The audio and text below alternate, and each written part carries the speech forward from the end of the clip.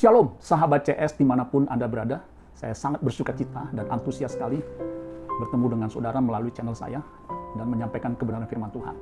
Saya berharap saudara tetap setia untuk belajar kebenaran firman Tuhan. Saudara-saudara sekalian, bagi saudara yang belum mensubscribe channel saya ini, silakan subscribe dan jangan lupa tekan tombol lonceng notifikasinya sehingga setiap kali saya menyampaikan kebenaran firman Tuhan dan mengupload video ini, video tentang firman Tuhan, saudara yang pertama kali mendengarkannya. Dan bagi saudara yang diberkati atau saudara terbeban untuk membagikan video ini, saudara bisa men-share-nya kepada siapapun yang Tuhan taruh dalam hati saudara untuk saudara sampaikan. Saudara juga ikut berpartisipasi dalam Finger Ministry, ya, yaitu menyampaikan kabar baik melalui media sosial.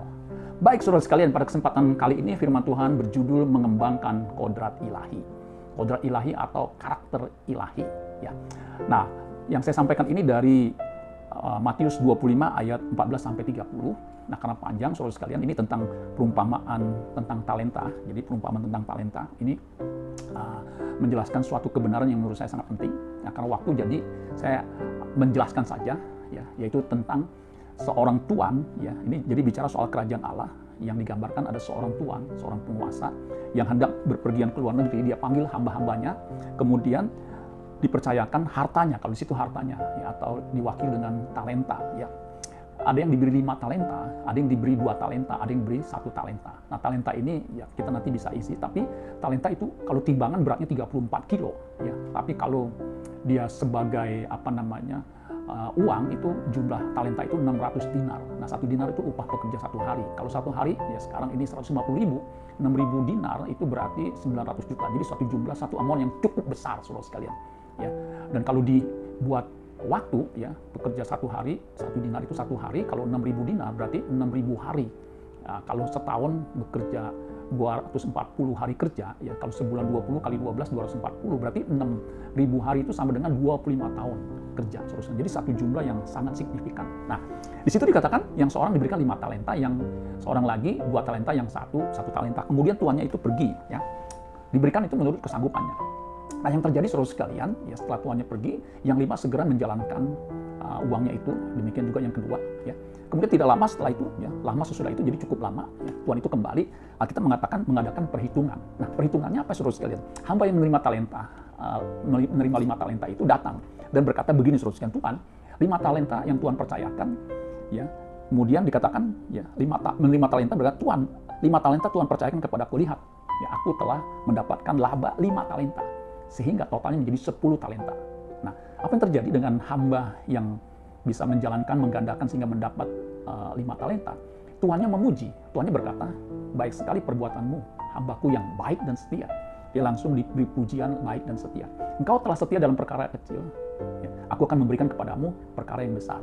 Kemudian dilanjutkan dengan kalimat yang menurut saya menyejukkan, ya. Masuklah dan turutlah dalam kebahagiaan Tuanmu. Ya, jadi dia bersama-sama hidup bersama dengan tuannya dalam kebahagiaan. Demikian juga dengan yang 2 talenta, itu sama persis, ya. 2 talenta dia gandakan mendapat laba 2 talenta. Kemudian tuannya berkata sama, ya, baik sekali perbuatanmu, hambaku yang baik dan setia. Sama saudara sekalian, masuklah dan turutlah dalam kebahagiaan Tuanmu. Ya. Nah, saudara sekalian, hamba yang menerima 1 talenta, ya, itu datang juga, ya, yang 1 talenta. Kemudian perkataannya berbeda, ya. Dia bilang begini, ya, dia tidak mengembangkan talentanya, malah menanamnya di tanah, saudara sekalian. Nah, dikatakan begini di ayat 24, kini datanglah juga hamba yang menerima 1 talenta dan berkata, Tuan, aku tahu bahwa Tuan adalah manusia yang kejam. Jadi dia sudah menuduh tuannya itu manusia yang kejam, yang menuai di tempat di mana Tuhan tidak menabur, dan yang memungut dari tempat di mana Tuhan tidak menanam. Nah, saudara sekalian, nah, ayat 25 dikatakan, karena itu aku takut. Jadi dia takut mengambil resiko untuk mengembangkan talentanya itu. Dan pergi menyembunyikan talenta Tuhan itu ke dalam tanah. Ya. Ini, terimalah kepunyaan Tuhan. Jadi, utuh, ya, tidak bertambah, tidak juga berkurang. Nah, ayat 26 perhatikan saudara sekalian. Maka jawab tuannya itu, hai kamu hamba yang jahat dan malas. Kalau tadi hamba yang baik dan setia, ini jahat dan malas. Hamba yang tidak mengembangkan talenta itu disebut jahat dan malas. Jadi kamu sudah tahu bahwa aku menuai di tempat di mana aku tidak menabur dan memungut dari tempat di mana aku tidak menanam. Karena itu sudahlah seharusnya uangku itu kau berikan kepada orang yang menjalankan uang, supaya sekembaliku aku menerimanya serta dengan bunganya. Nah, saudara, jadi tuannya itu marah saudara sekalian. Makanya dia berkata hamba yang jahat dan malas. Ada satu terjemahan The Message untuk ayat 26 sampai 27. Ini mengejutkan karena terjemahan ini memang sudah ditafsirkan, tetapi menurut saya ini luar biasa ya. Dikatakan gini dalam The Message ayat 26 sampai 27, the master was furious. Tuannya tuh marah. Ya. That's a terrible way to live. Jadi tuannya berkata itu cara hidup yang mengerikan. Ya. A terrible way to live. Ya. Satu cara hidup terrible way to live. Cara hidup yang mengerikan. It is criminal to live cautiously like that. Itu tindakan kriminal hidup seperti itu. Ya. If you knew, perhatikan, if you knew, kalau kamu tahu, I was after the best. Artinya, kalau kamu tahu, aku kan mencari yang terbaik. Ya. Why did you do less than the least? Do less than the least. Jangan dipendam dong. Ya. Kalau tahu, minimal yang sekecilnya apa? Ya. Lakukan yang lakukan yang lebih kecil daripada yang seharusnya. Begitu kurang lebih. The least you could have done would have been to invest the sum with the bankers. Jadi yang paling kecil itu seharusnya lu kasih atau kamu kasih atau berikan kepada orang yang menjalankan uang, bankers, where at least I would have gotten a little interest, sehingga aku bisa mendapatkan sedikit keuntungan atau bunga. Ya. Jadi saudara sekalian, ini luar biasa saudara sekalian. Tuannya marah, menyebut ini jahat dan malas saudara sekalian. Itu sebagai tindakan kriminal. Kita tahu kriminal tempatnya di mana. Ya, kriminal itu pembuat kejahatan. Saya teringat ketika membaca ayat ini, Yesus juga pernah berkata kepada orang yang tidak melakukan kehendak Bapa, itu dikatakan ya, nyah kamu pembuat kejahatan. Ya, karena Yesus berkata bukan orang berseru-seru Tuhan yang masuk dalam kerajaan sorga, melainkan dia yang melakukan kehendak Bapa di sorga. Ya, pada hari terakhir orang akan berkata, aku sudah mengusir setan demi namamu, bernubuat demi namamu, mengadakan banyak mujizat demi namamu. Ya, Yesus berkata, ya, berterus terang, aku tidak pernah mengenal engkau, nyah kamu pembuat kejahatan. Jadi orang tidak melakukan kehendak Bapa itu disebut kriminal, pembuat kejahatan. Ya, kehendak Bapa dalam hal konteks perumpamaan tentang talenta ini apa? Mengembangkan talenta. Ya. Nah, talenta ini apa saudara sekalian? Pasti bukan sesuatu remeh-temeh yang tidak punya nilai kekekalan. Pasti punya nilai kekekalan. Ya, karena hal kerajaan surga bukan soal makan, soal minum, ya, soal yang jasmani, tetapi soal kekekalan, soal rohani. Ya, itu udah jelas saudara sekalian. Ini rahasia kerajaan surga yang kita harus pahami. Jadi, saya yakin percaya talenta dimaksud bukan hanya sekedar bakat. Karena hukumannya luar biasa. Nanti kita lihat ya hukumannya. Ya, jadi bukan hanya sekedar talenta atau bakat, tetapi kodrat ilahi yang kita harus kembangkan. Karena ketika kita percaya Yesus sebagai Tuhan dan Juru Selamat, kita diberi hak untuk menjadi anak Allah. Yohanes 1 ayat 12. Hak untuk menjadi anak Allah artinya punya potensi untuk kita menjadi seperti Kristus, anak Allah.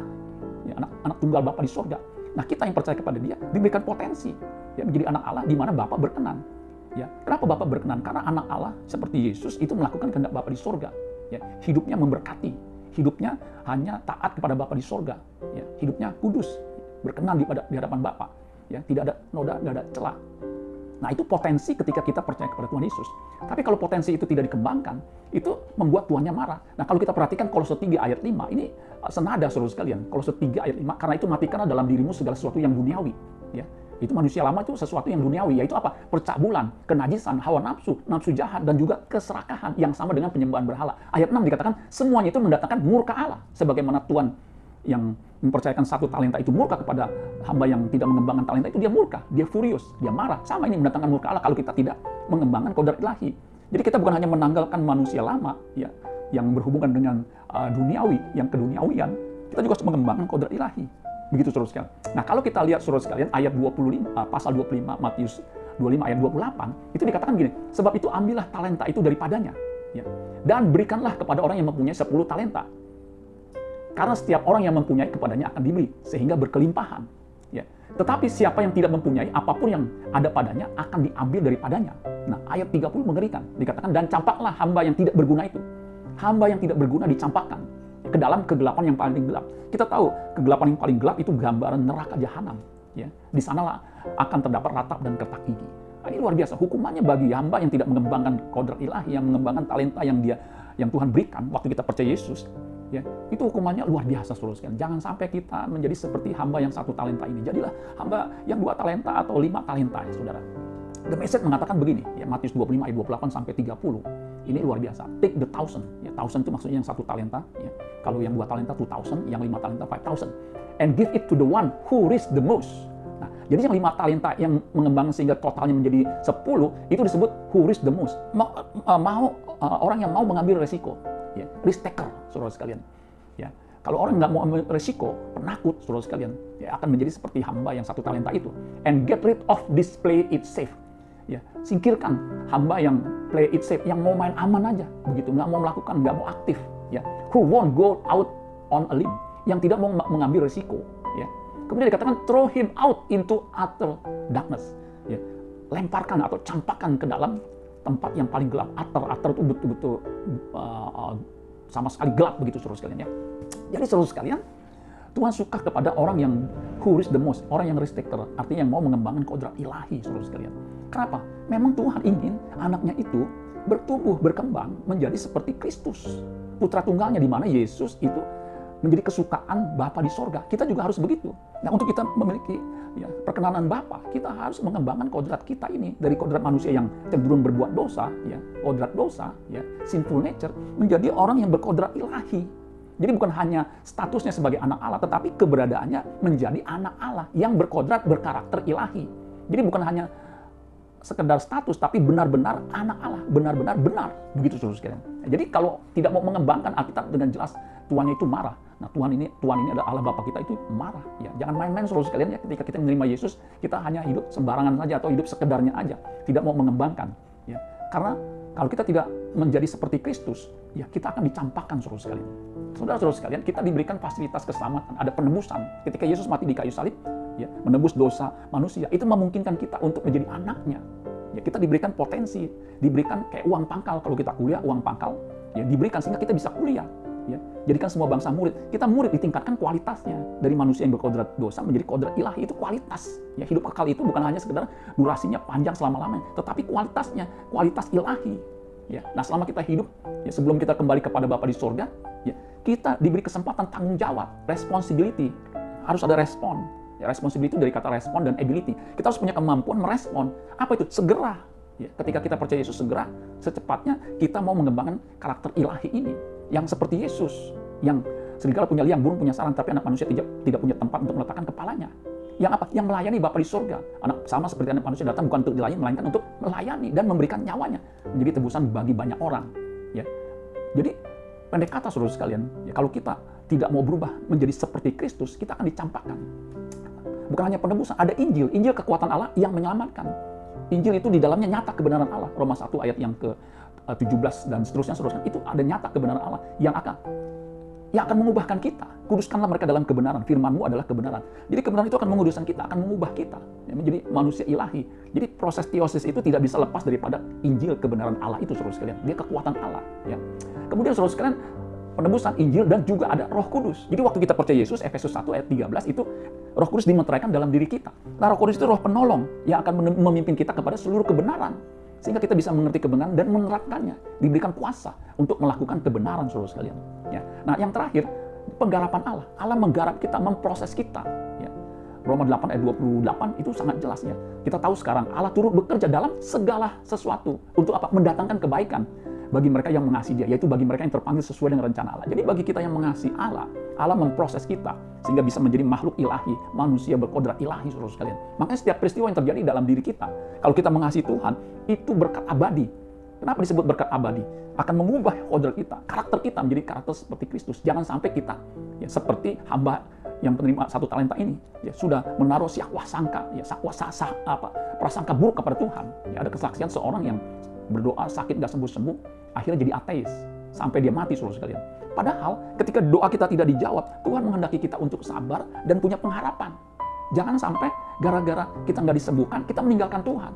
Jadilah seperti pemazmur, sekalipun dagingku dan hatiku habis lenyap, tetapi gunung batuku tetap Allah selama-lamanya. Itu orang yang punya iman yang luar biasa. Ya, seperti Sadrah, Mesak, Abednego. Ya, seandainya Allah yang kami sembah tidak melepaskan kami dari perapian yang menyala ini, hendaklah Tuhanku, dia berkata, tidak ketahui bahwa kami tidak akan menyembah dewa Tuhanku. Dia tetap menyembah Tuhan, ya, Allah. Itu orang yang punya kualitas rohani yang luar biasa, saudara sekalian. Jadi penggarapan Allah itu Tuhan izinkan terjadi dalam segala peristiwa, baik peristiwa yang menyenangkan maupun tidak menyenangkan. Hendaklah kita tetap setia apapun yang terjadi. Nah, saudara-saudara sekalian, biar kita menjadi hamba yang mau mengembangkan kodrat ilahi, sehingga ketika kita kembali kepada Bapa di surga, ada suara, masuklah dan turutlah kebahagiaan Tuhanmu. Seperti suara Bapa di surga ketika Yesus dibaptis, inilah anakku yang kukasihi, kepadanya aku berkenan. Amin buat firman Tuhan. Tuhan Yesus memberkati saudara. Sola Gracia.